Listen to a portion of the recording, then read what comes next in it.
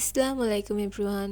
আজকে আপনাদের দেখাবো কিভাবে কালার ক্রিম রিইউজ করবেন। এটা অনেক সিম্পল। আমি এর আগে এরকম একটা ভিডিও দিয়েছি। বেসিক্যালি কালার ক্রিমগুলো আমরা চকলেট ক্রিম মেকিং এ ইউজ করতে পারি। হালকা কালার ক্রিমগুলোতে আমরা যদি চকলেট গানাশ বা ইমালশন ইউজ করি তখন চকলেট কালার চলে আসে, ওটাতে তেমন কোনো প্রবলেম হয় না।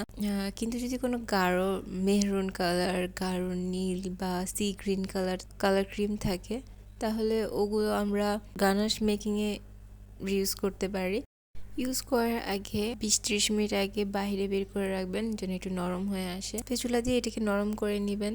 দেন যদি আরও ক্রিম দরকার পড়ে তো লিকুইড ক্রিম এটার মধ্যে অ্যাড করে নিতে পারেন। দেন একসাথে বিট করে নেবেন। অনেকটি স্টিফ হয়ে আসলে ফ্লেভার অ্যাড করবেন, গানাশ, চকলেট, যে কোনো কিছু।